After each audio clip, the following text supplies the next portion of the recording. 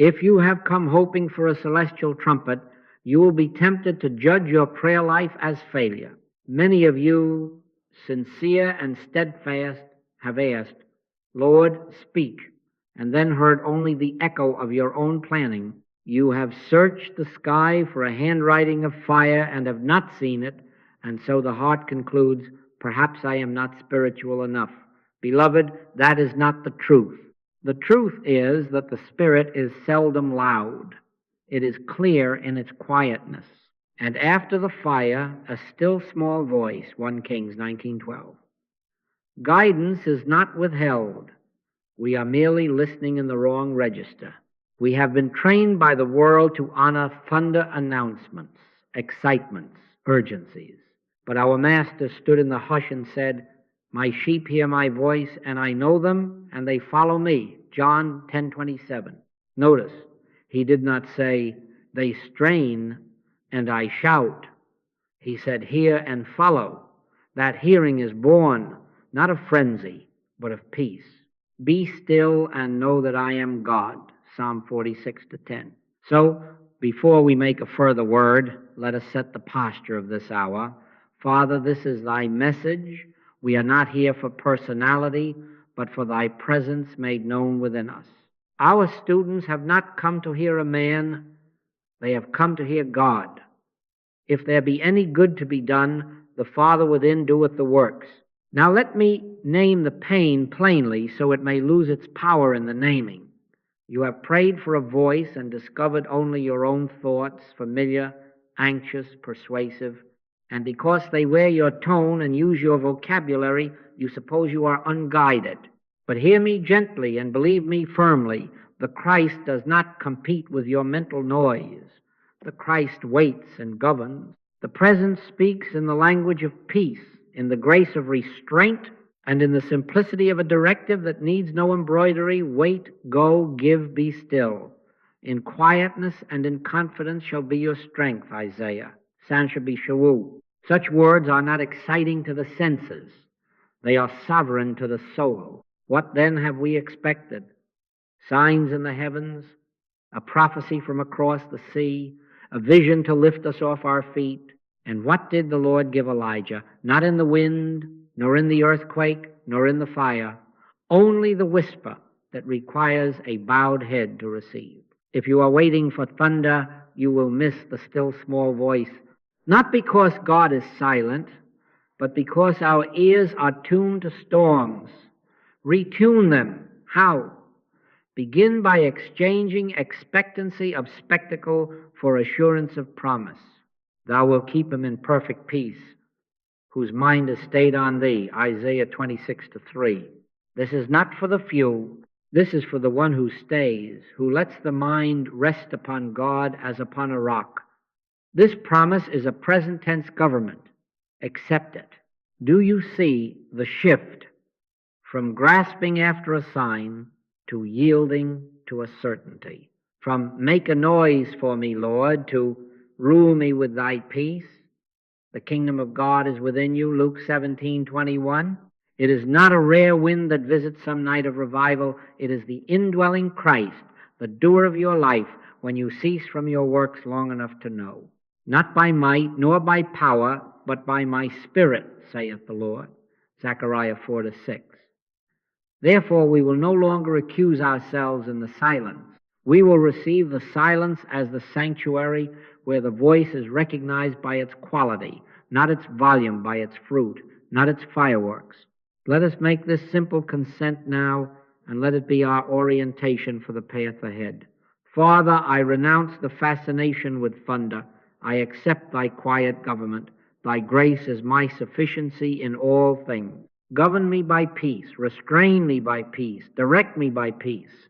And having so consented, we shall find that guidance is not an occasional event, but the native activity of the presence within, and we will not hurry past it again.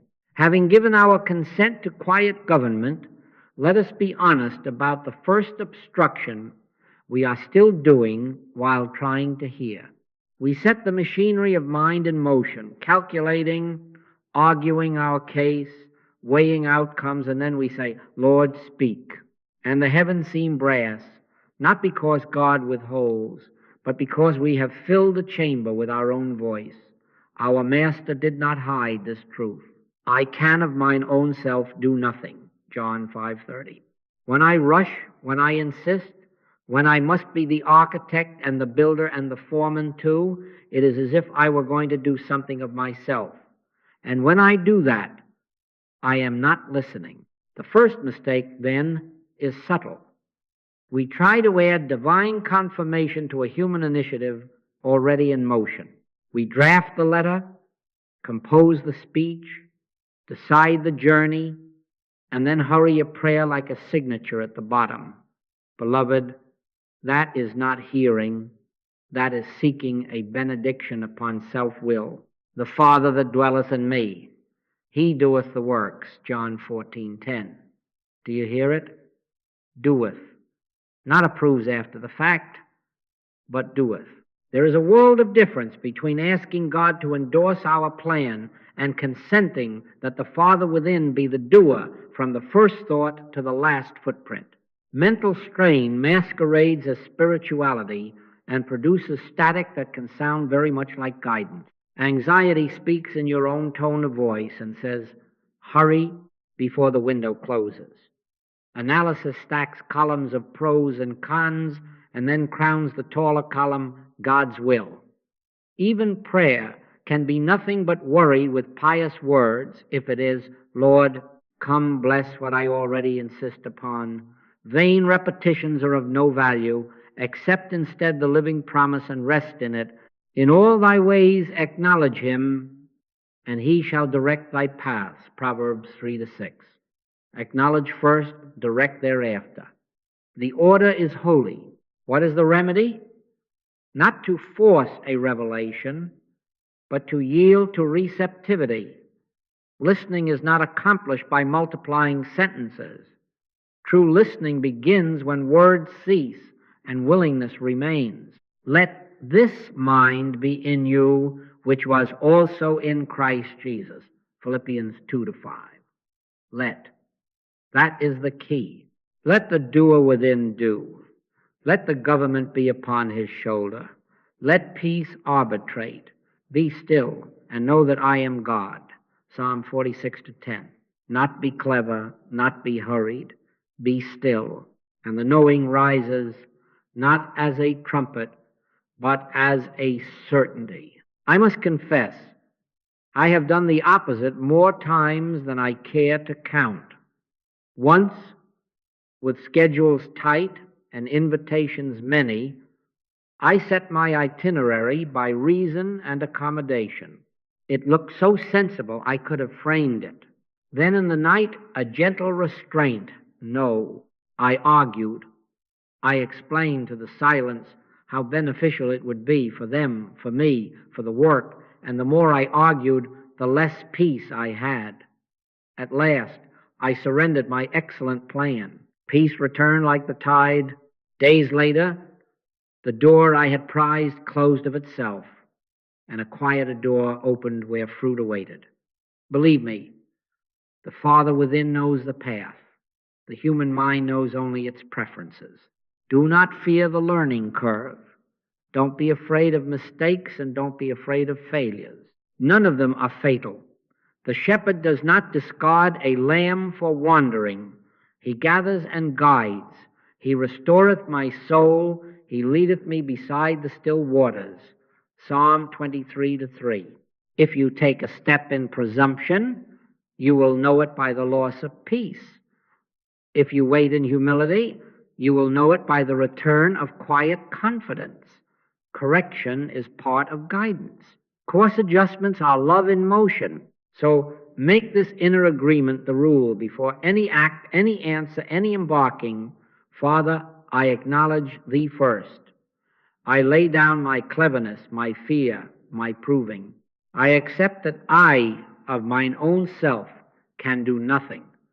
The Father within me doeth the works. Thy grace is my sufficiency in all things. When that is more than a sentence, when it is your posture, you will find that hearing is natural, because you are no longer the doer seeking advice. You are the instrument awaiting the touch. and instruments do not strain, they are played. Now let us make this consent tangible. A gate must be small enough to use often, else we will admire it and never pass through. A period of meditation may be as little as 10 seconds, but it must be sincere.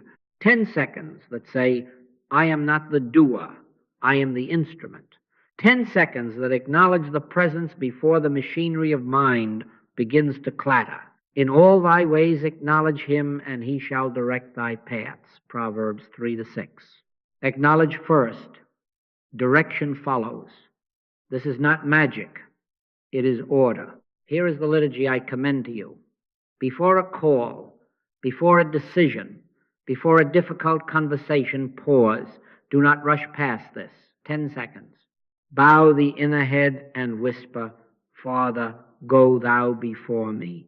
Prepare the way that I cannot see. If there is a word, let it be thy word. If there is silence, let it be thy silence. I of mine own self can do nothing. The Father within me doeth the works. Then proceed, not with bravado, but with the quiet assurance that you have yielded the helm. Be still and know that I am God. Psalm 46-10. Be still 10 seconds and the knowing begins. Let us practice now, if only to prove how accessible grace truly is. Close the door of hurry. 10 seconds. Father, this is thy moment. This is thy life lived as me. Govern the next breath. Govern the next word. Thy grace is my sufficiency in all things. Now, notice there is a soft settling, a slight untying of the knot. It may be no more dramatic than a window quietly opening in a warm room. That is enough. Do not measure God by fireworks. Recognize him by peace. Understand the nature of this pause. We are not attempting vacancy. We are consenting to presence. Emptiness for emptiness' sake is not our way. We are not blanking the mind as if holiness were the absence of thought. We are relinquishing self-initiative so that the inner Christ may think, move, and be through us. The Lord shall fight for you, and ye shall hold your peace. Exodus 14:14. Holding your peace is not passivity. It is active consent to a greater activity. We do not strain for a sentence from heaven. We accept a government that speaks most authoritatively by quiet. Set the rhythm of your day so that this becomes an atmosphere, not a crisis technique. 2 or 3 such periods of longer stillness, 2 minutes, 3 minutes, 5 at the most, morning, midday, and evening. In the morning, Father, this is thy day, live it as me. At midday, Father, I return unto thee, correct my course, keep me stayed. In the evening, gather up the fragments that nothing be lost, John 6:12. Let me see thy hand and rest. Between these longer periods, the 10-second gate before movements and moments, by this guidance, ceases to be exceptional and becomes habitual, the climate of a life stayed on God. Thou wilt keep him in perfect peace, whose mind is stayed on thee, Isaiah 26:3. Stayed means often returned, often acknowledged. I learned this in a very ordinary hour. A letter lay drafted, sensible, corrective, edged with righteousness. My hand reached for the envelope. 10 seconds arrested me. Father, go thou before me.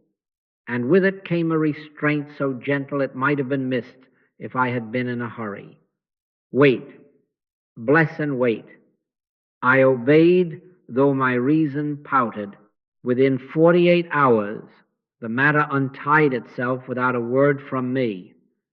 And when I finally spoke, it was only to confirm peace already established. Believe me, the brief pause opened more wisdom than an afternoon of polished argument. Make this your rule. Make no move, at least, without acknowledging him.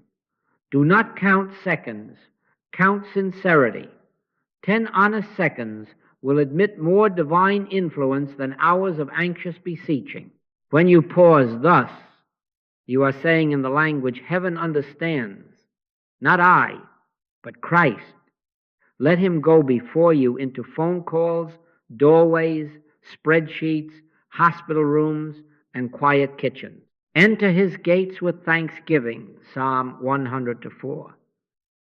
Even if the gate is but the width of a breadth, and you shall find the law at work that the smallest door, faithfully opened, admits the infinite, and the infinite, once admitted, becomes the doer of your life. Let us step now from acknowledgement into listening, not listening for speeches, not bargaining for outcomes, but listening beyond thought. Prayer without words is not emptiness. It is willingness. It is the soul saying, I am here, Father. Do thou the speaking, do thou the guiding, thy servant heareth. We have used the name, we have opened the gate. Now let us enter the silence that is not vacant but filled with presence. Let us be still together for a moment. Close the traffic of explaining and persuading. No speeches, no bargaining, only willingness. Father, here I am. I do not come to report, to prove, or to press thee with my timetable. I come to yield. I of mine own self can do nothing. The Father within me doeth the works. Speak if there is speech. Be thou peace if there is to be no word. Thy grace is my sufficiency in all things. Now, as we rest, what are we listening for? Not for pictures that dance on the inner screen, not for a vibration that we can measure, not for a surge that will unseat us. These may come or may not, they are not the measure. The first language of spirit is peace. Look for a settling soft, like a feather finding its rest. Look for a quiet confidence that arrives without argument. Look for a sense of being accompanied, as if another breathes with you and leans with you into the next step. Let the peace of God rule in your hearts, Colossians 3:15. Rule, let it be the umpire. If what rises in you is peace, do not despise its smallness. It is the government of heaven in the tone of a whisper. Perhaps a thought strays in. A to-do list begins to sketch itself. Do not scold it. Do not pet it. Let it pass as a bird across a wide sky. Return to willingness. Father, thy will, not mine. Be still and know that I am God. Psalm 46:10. The knowing that matters does not come by multiplied sentences. It is imparted in the stillness.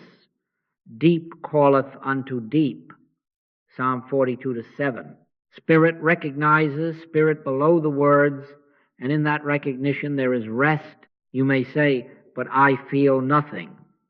Beloved, do not measure God by sensation. The peace of God, which passeth all understanding, shall keep your hearts and minds through Christ Jesus. Philippians 4:7. If it passeth understanding, it will not always register on the instruments of sense. It keeps by a quiet certainty that you discover afterward when you act without strain, when you refrain without regret, when you find yourself held. That is the keeping. That is the answer. We are not chasing lights. We are consenting to light. We are not hunting for a tone in the ear. We are yielding to the word that abides, whether or not we hear a syllable. If ye abide in me, and my words abide in you, John 15:7. Abiding is not chatter. It is residence. Abiding is the soul at home in God and God at home in the soul, and in that home there is a hush that mothers wisdom. In quietness and in confidence shall be your strength, Isaiah 30:15. Not in clamor, not in argument, quietness and confidence. Let us return just a breath more to that willingness. Father, I lay down the need to feel spiritual. I lay down the itch for a sign. I accept thy peace as thy signature. If I am to move, say so by peace. If I am to wait, say so by peace. If I am to speak, let the word be simple and clean. Without thee I can do nothing. Yet with thee, thy grace is my sufficiency in all things.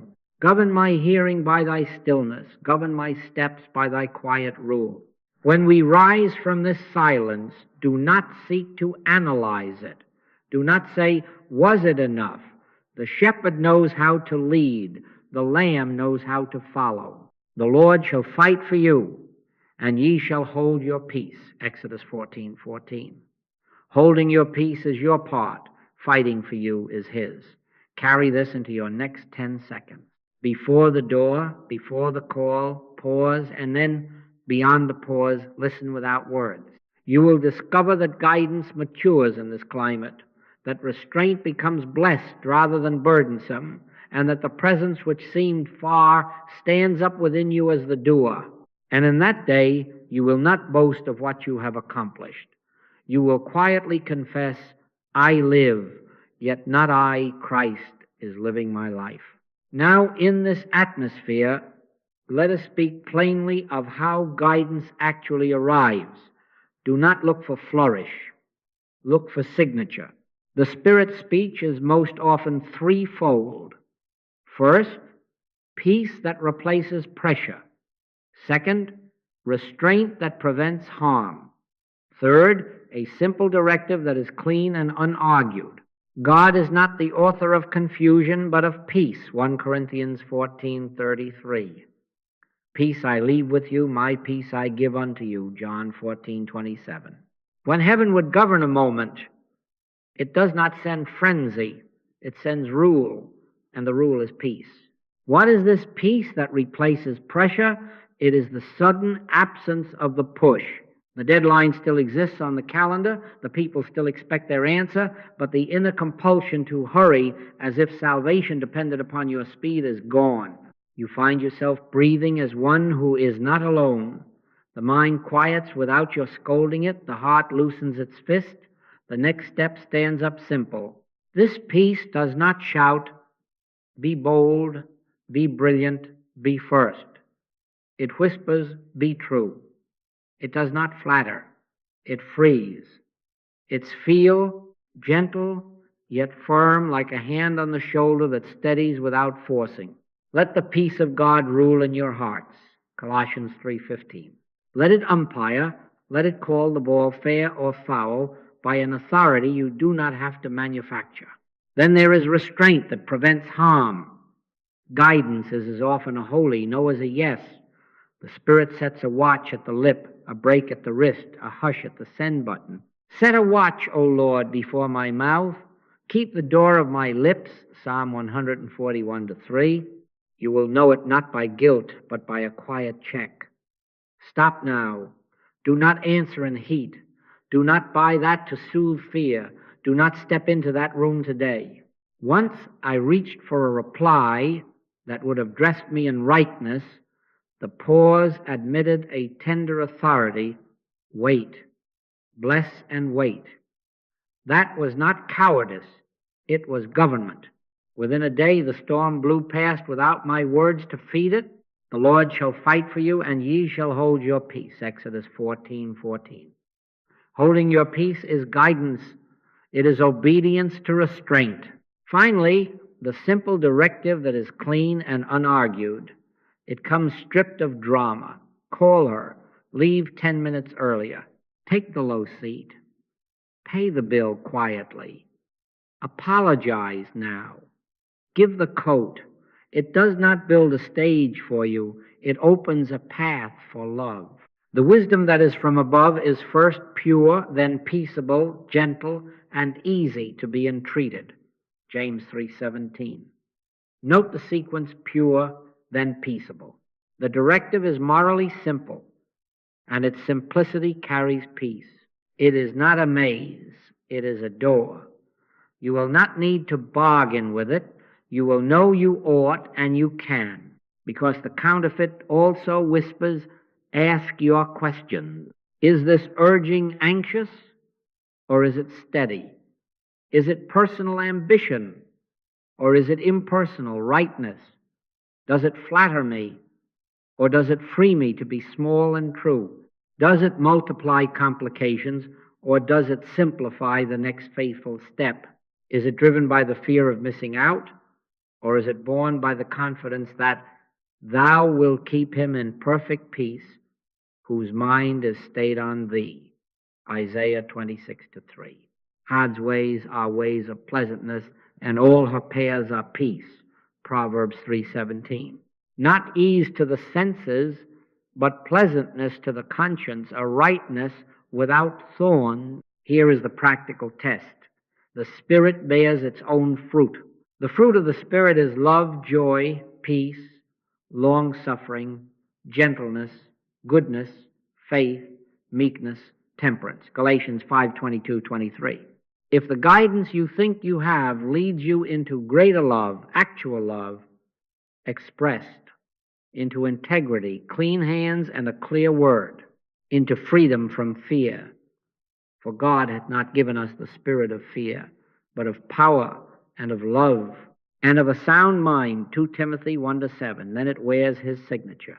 If it leaves you agitated, cornered into secrecy, inflated with self-importance, or compelled to force others, pause. Do not condemn yourself. Simply return to the gate. The Father within me doeth the works.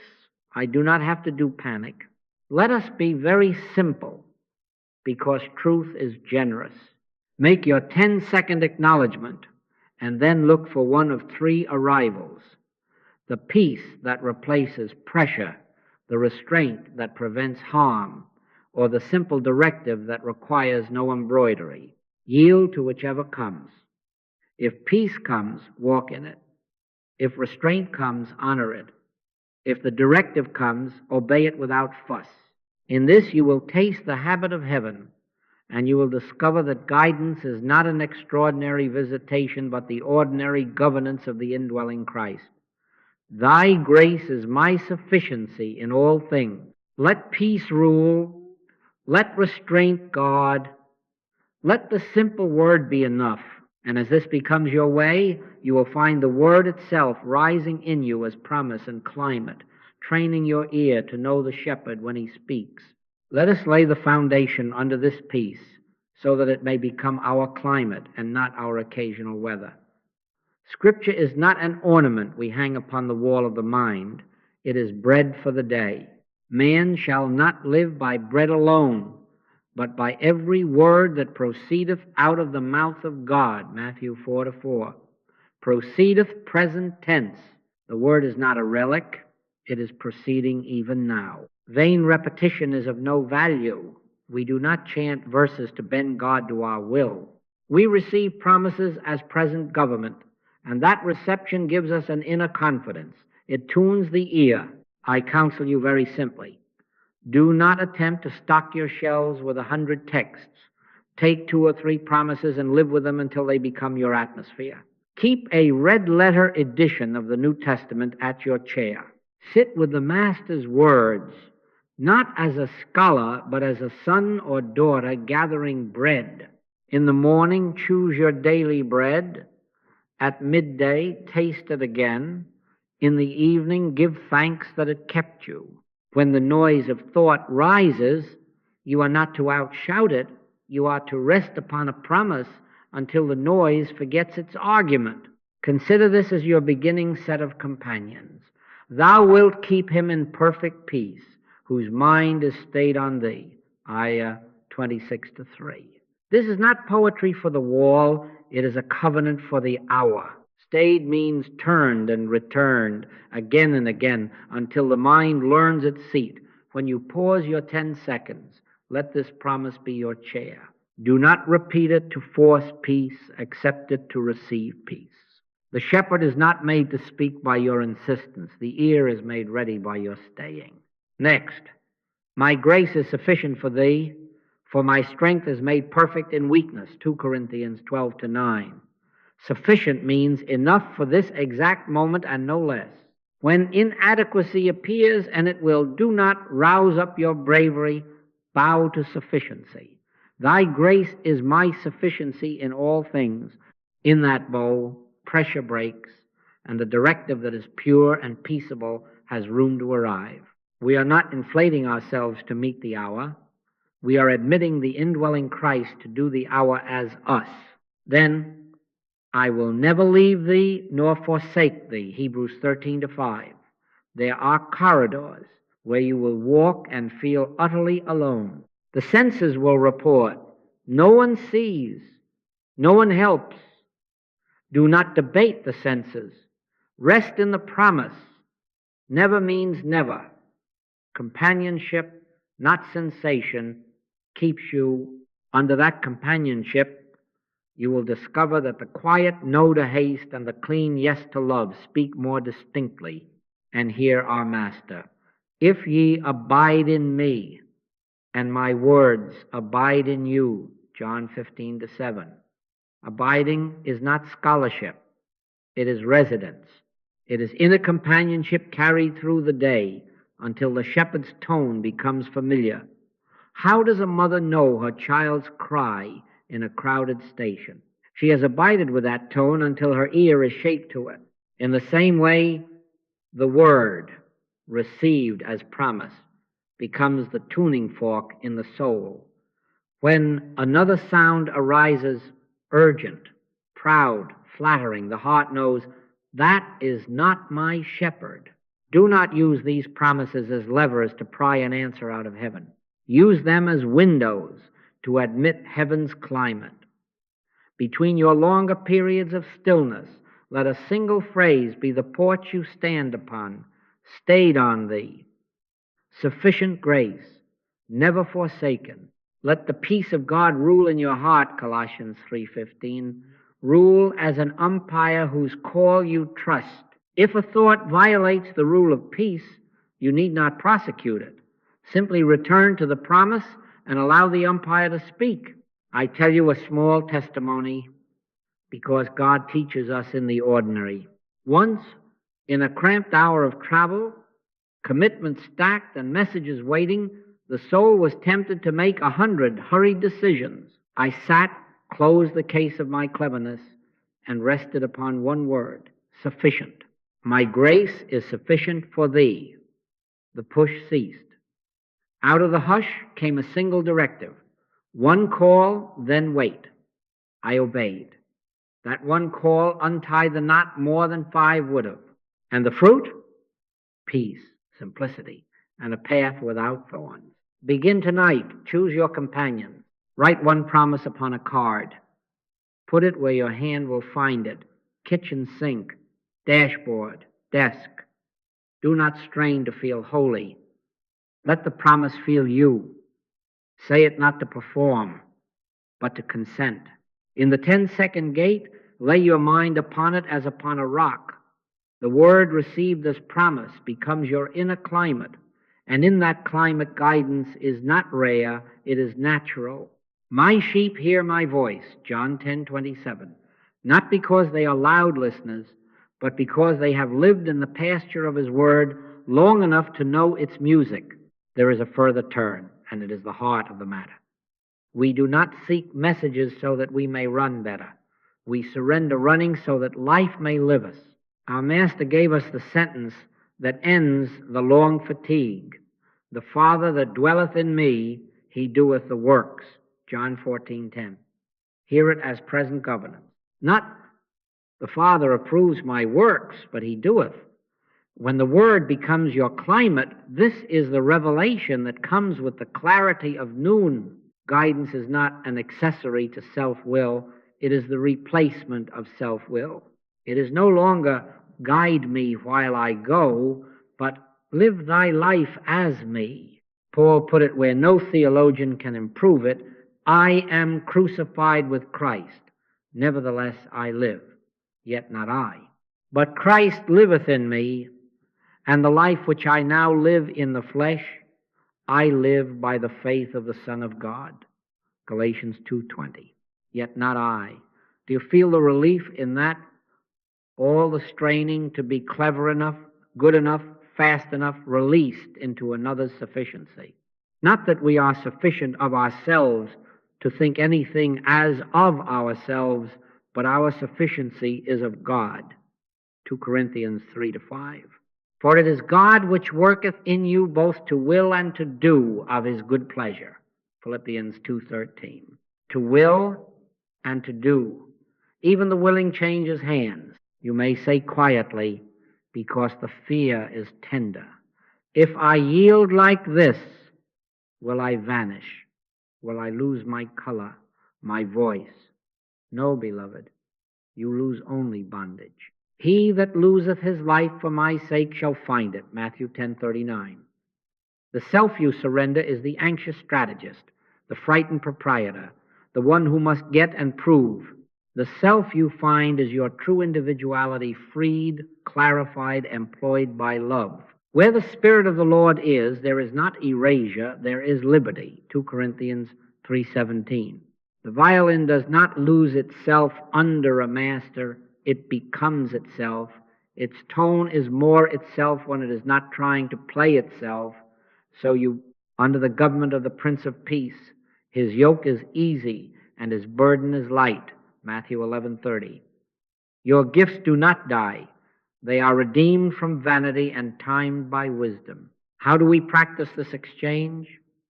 Begin with a simple amendment to your prayer. Instead of, Lord, guide me, let your inner consent be, Father, live thy life as me. Think thy thoughts in me. Choose and restrain in me. Speak or keep silence in me. I of mine own self can do nothing. The Father within me doeth the works. Thy grace is my sufficiency in all things. Do you see? You are not inviting a consultant to your conference table. You are seating the chair. The 10-second gait we have practiced becomes the throne room where government shifts shoulders. The government shall be upon his shoulder. Isaiah 9:6. You are not vacant, you are indwelt. Know ye not that your body is the temple of the Holy Ghost?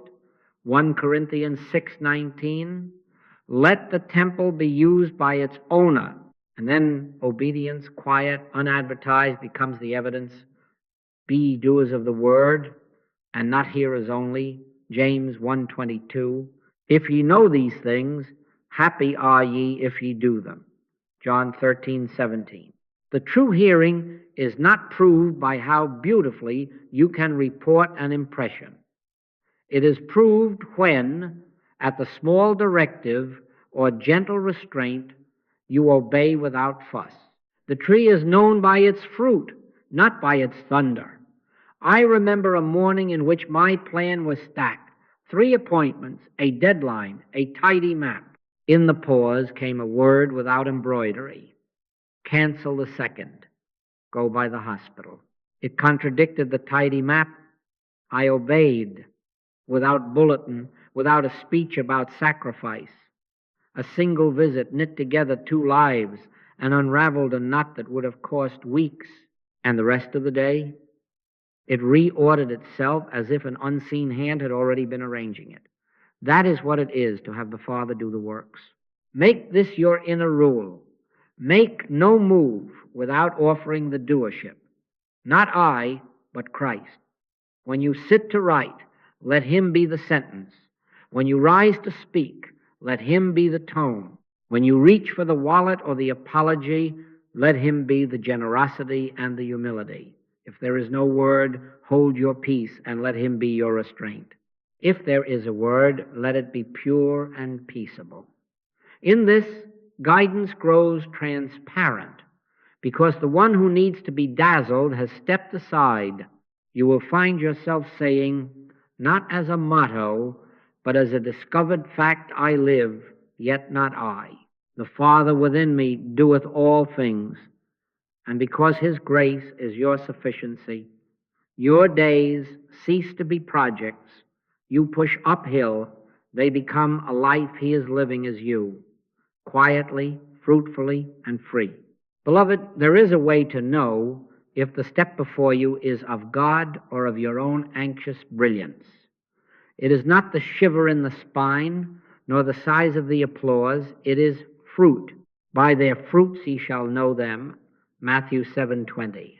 Our Master gave us the image. I am the vine, ye are the branches. He that abideth in me, and I in him, the same bringeth forth much fruit. John 15:5. What is born of abiding bears.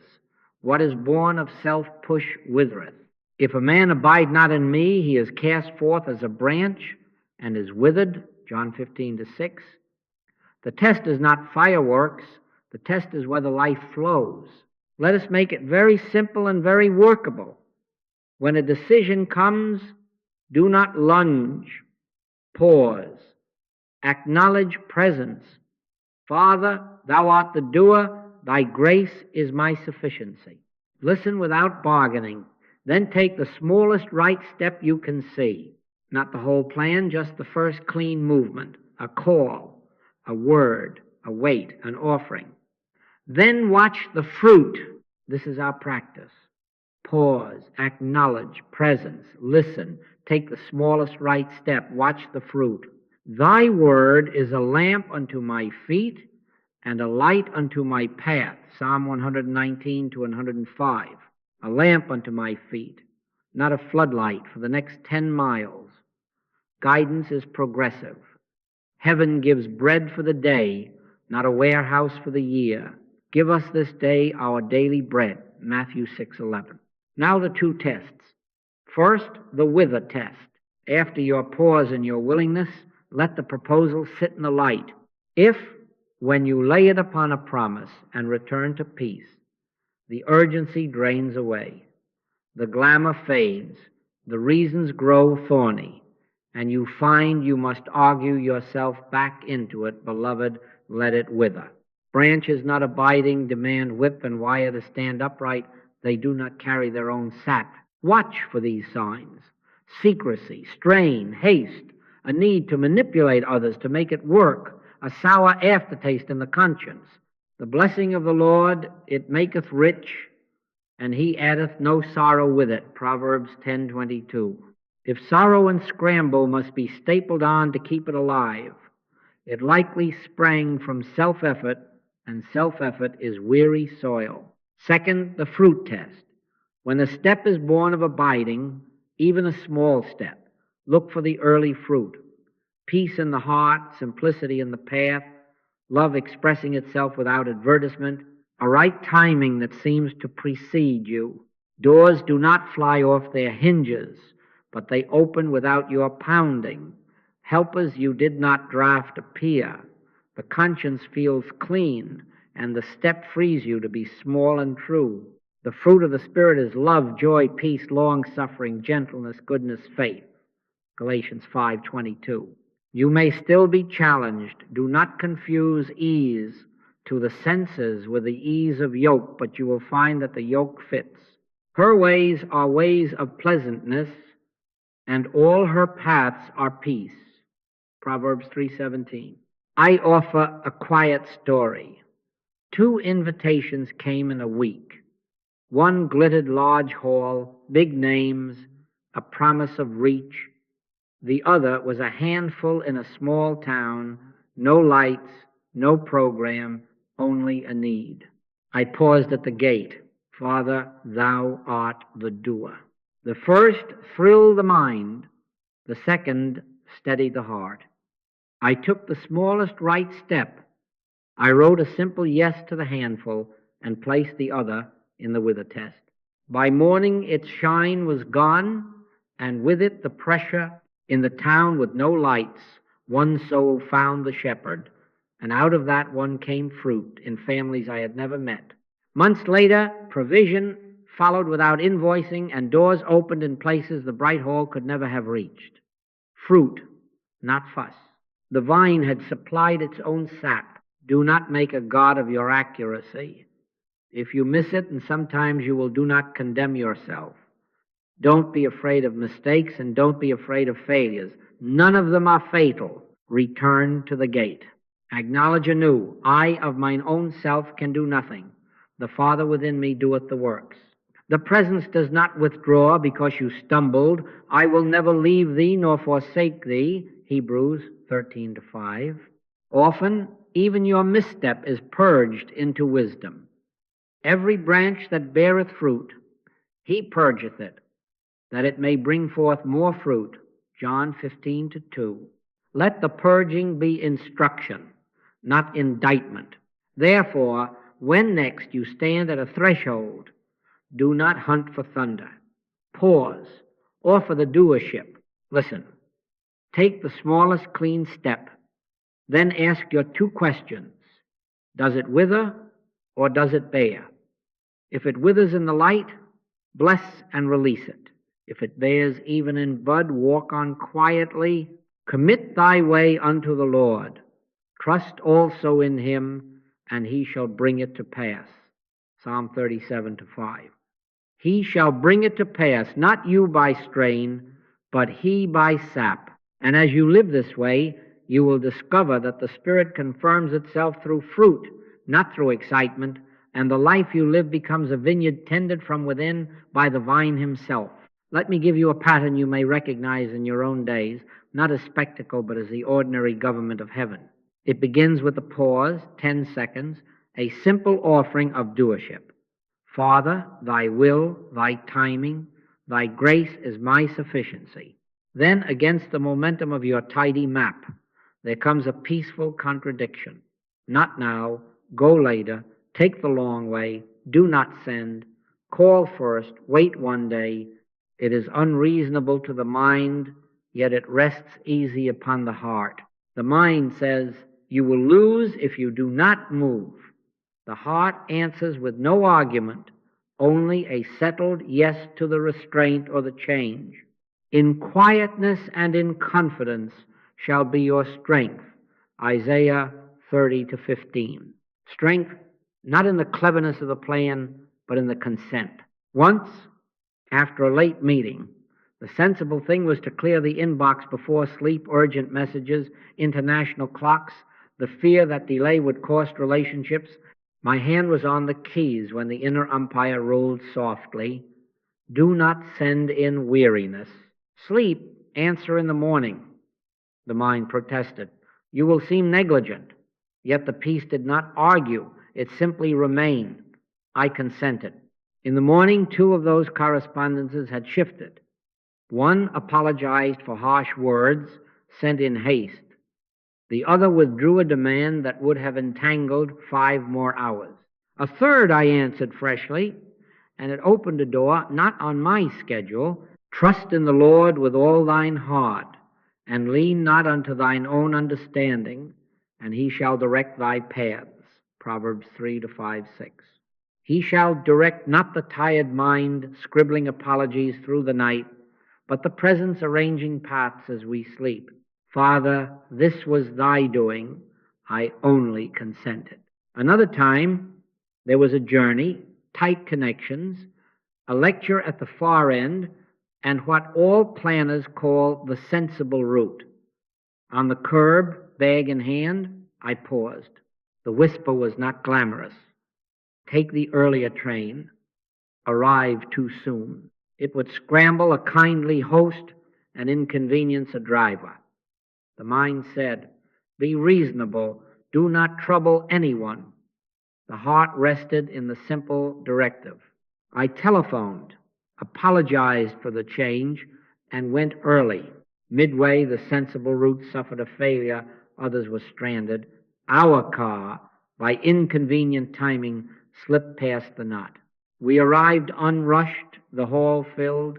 A soul came who would have missed the later hour, and their life turned on that meeting. Who foresaw it? Not I. The Lord is my shepherd. I shall not want. He leadeth me. Psalm 23:1-2. He leadeth quietly, kindly, sometimes against my tidy civility. Grace had gone before and arranged what I could not arrange. You will find this pattern in 100 homely ways. A check at the door, do not carry that story into the room. A nudge at the market, buy 2 loaves, though no one asked. A delay at the pen, do not sign today. A go at the bedside, rise and pray for him now. To the mind, each seems small or foolish. To the heart, they are clean and peaceable. God hath chosen the foolish things of the world to confound the wise. 1 Corinthians 1:27. Not foolishness in morality, but in ambition's calculus. The signature is always the same. Peace replaces pressure. The step is morally simple. Love is free to flow. And afterward you say, not what accuracy, but what mercy. Let this be your testimony form, free of trumpet and advertisement. I paused. I offered the doership. A peaceful contradiction came. I obeyed without drama. The outcome bore quiet fruit. And when I told it even to my own soul, I ended here. Father, this was thy doing, I only consented. It is God which worketh in you both to will and to do of his good pleasure. Philippians 2:13, both to will and to do. When next the inner voice contradicts the sensible plan, do not be bullied by fear's logic. Hold your peace. Obey the small word, and you will discover again and again that the clearest guidance wears this humble glory. It undoes fear's urgency with a still small voice, and it proves itself by the grace that went before you and the fruit that follows you. I live, yet not I. The Father within me doeth the works. Now, there will be hours when, after you have paused and offered the doership, no sentence forms within, no nudge comes, no contradiction to your plan, only quiet. Do not call that quiet a failure. Often the guidance is this: stand still. Not punishment, protection, not neglect government. Fear ye not, stand still, and see the salvation of the Lord. Exodus 14:13. When heaven would keep you from planting a seed in winter, it does not argue. It holds the frost and says nothing. Silence is offense. Let it stand. Here is a simple rule that will save you many thorns. If you cannot move with peace, do not move. Let the peace of God rule in your hearts, Colossians 3:15. If peace has not called it fair, do not play the ball. Wait, not in sulking, but in trust. Be still and know that I am God, Psalm 46:10. Stillness is knowing in another form. The mind will shrill, do something, anything. Let that compulsion burn itself out while you rest your weight upon a promise. Rest in the Lord and wait patiently for him, Psalm 37:7. Patience here is not passivity, it is obedience to restraint. What most commonly damps the inner ear in such hours? 3 simple hindrances: resentment, self-justification, and hurry. Resentment knots the heart. We play again the old injury, and the soul fills with the voice of our case. When ye stand praying, forgive. Mark 11:25. Do you see? Forgiveness is not a moral trophy. It is a clearing of the channel. Self-justification builds a courtroom where we are counsel, witness, and judge. In that din, the shepherd's word is drowned. Hurry asserts deity for the clock and demands that God keep pace. None of these are sins for which you are cast off. They are noises to be quieted. How? By returning to the gate and taking the lowest seat.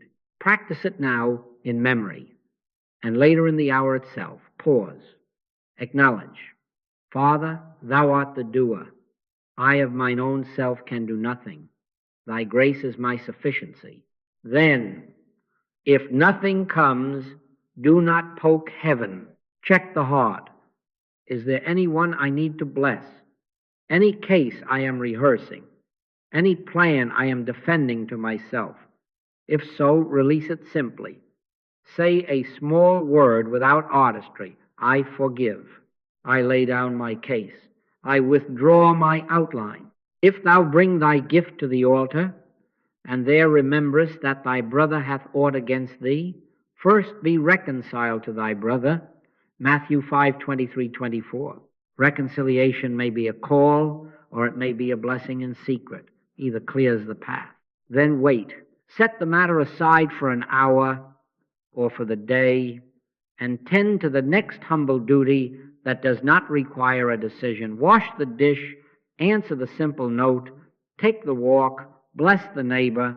Do not confuse postponement in fear with waiting in faith.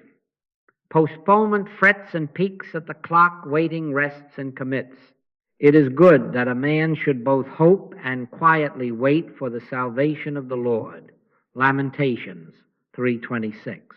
Quietly wait, not idly, but without inner argument. Sometimes, after such waiting, the restraint itself proves to be the answer. A door you would have forced shuts itself without your hand. A letter you would have sent in heat becomes needless. Another step fills the gap you meant to occupy. The Lord shall fight for you, and ye shall hold your peace. Exodus 14:14. To hold your peace is not cowardice. It is consent to a better combatant than your cleverness.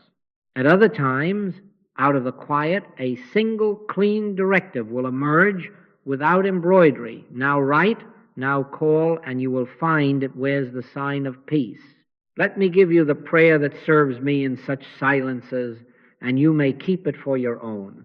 Father, I let go of outlining. I consent to thy timing. Thy peace is my assurance. I of mine own self can do nothing. The Father within me doeth the works. Thy grace is my sufficiency in all things. Then be still. Do not reach for a sensation to certify that you prayed well. Let the prayer do its own work. Let peace, when it is ready, rise and rule. And if the quiet lingers longer than you prefer, do not accuse God or yourself. Wait on the Lord. Be of good courage, and he shall strengthen thine heart.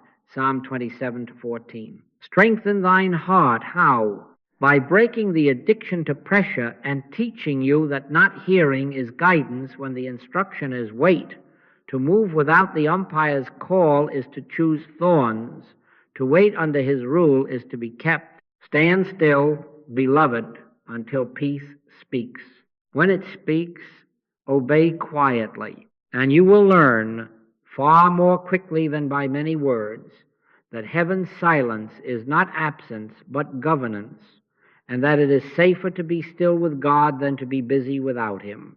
Beloved, there is a key that often lies 2 inches from our hand while we search the far horizon for a master key: giving. Not the commerce of appeasing God, not the performance that begs for merit, but the outflow of what is already entrusted to you. What hast thou in the house? 2 Kings 4:2. Do you hear the Spirit ask it now? Not what do you lack? What have you? A drop of patience, a measure of kindness, a truth you have proved, a prayer already resident. What have you in the house? Bring it forth and pour. For the storehouse you seek is within. The kingdom of God is within you. Luke 17:21. If you will pour what is in your vessel, grace will govern the increase. Give, and it shall be given unto you. With the same measure that ye meet withal, it shall be measured to you again. Luke 6:38. And the reason is this: self-concern is noisy. It jabbers, calculates, and demands a sign. Love is quiet. When love begins to flow out, the room clears, the clamor subsides, and the still small voice is heard without strain. He that watereth shall be watered also himself. Proverbs 11:25. Do you see the divine arithmetic? The watering silences want. The outflow makes room for inflow, not from outside, but from the well within. He that believeth on me, out of his belly shall flow rivers of living water. John 7:38. Rivers, plural. The guidance you seek is often waiting behind a dam of self-reference. Break and divide, and the river speaks as it moves. Make it immediate, not theoretical. Before asking for direction, bless. Turn to the next name in your path and speak good over them in secret. Peace be to this house. Luke 10:5. You will feel the murmur of fear drop away as blessing lifts the soul from its center of the universe seat before demanding certainty. Forgive. Forgive, and ye shall be forgiven. Luke 6:37.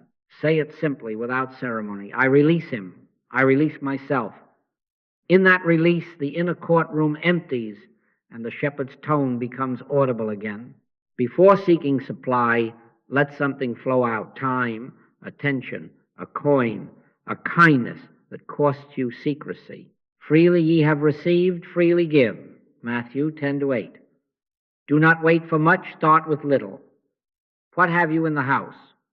2 minutes for a prayer, half a loaf for a neighbor, a word of truth you can place in a trembling hand? Bring it and pour. You say, but if I am uncertain and in need, is it not safer to conserve? Only to the senses.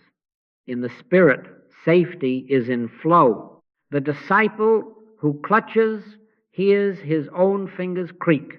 The one who shares hears the river. Perfect love casteth out fear, 1 John 4:18. Fear is the loudest interrupter of guidance, and love is its quiet dispersal. As love moves, fear loses its case, and the umpire of peace can rule again. This is not philanthropy as distraction. It is consent to the life that longs to live your life. I live, yet not I, but Christ liveth in me, Galatians 2:20. The giving is not your heroism, it is his nature escaping your boundaries. The Father within me doeth the works, John 14:10. Let him. I recall a homely hour when a need pressed at the door, bills, schedules, the old math of not enough. The mind's plan was to tighten. In the 10-second gate came a quiet instruction without embroidery. Send the note, bless the rival, give the hour you are guarding. It contradicted my thrift. I obeyed without trumpet. In the giving, the inner storm stopped talking.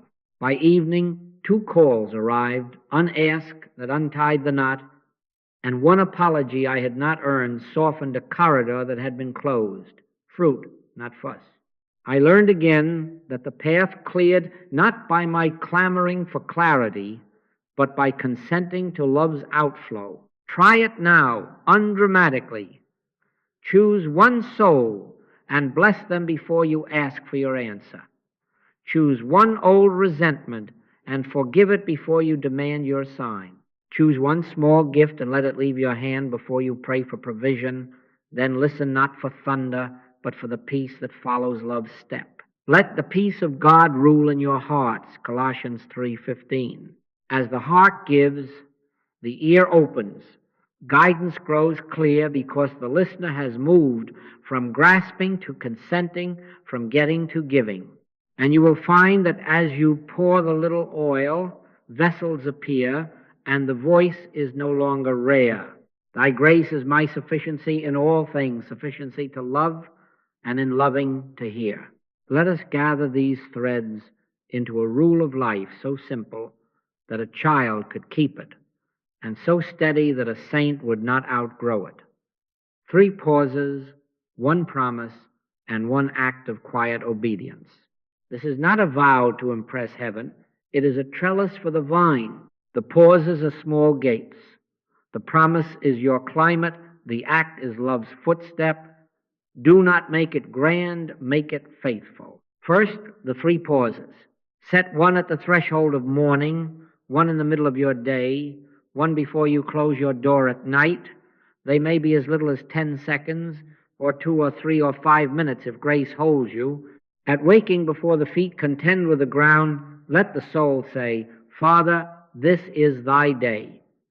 I of mine own self can do nothing. The Father within me doeth the work. Thy grace is my sufficiency in all things. Then be still without trying to think a holy thought. Midday, break the stream, pause, lay down your outline, and offer the doership again. Evening, before you carry the world into sleep, return all instruments to the owner, into thy hand. If in any pause a word rises, receive it. If not, receive the quiet. The pausing is the obedience. Second, 1 promise lived as assurance. In the morning, choose a single word of Scripture, not for vain repetition, but as a living bond. What is the condition of your day? If fear nips at the heel, take, fear thou not, for I am with thee. Isaiah 41:10. If confusion blurs the edges, take. Thou wilt keep him in perfect peace, whose mind is stayed on thee. Isaiah 26:3. If weakness whispers, take. My grace is sufficient for thee, for my strength is made perfect in weakness. 2 Corinthians 12:9. If labor looms, take. The Father that dwelleth in me, he doeth the works. John 14:10. Carry it not as a charm, but as climate. Return to it at your pauses. Let it rule questions and tame alarms. Vain repetition is of no value.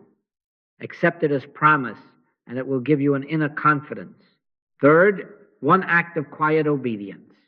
Each day, consent to a single clean directive, no trumpet, no report.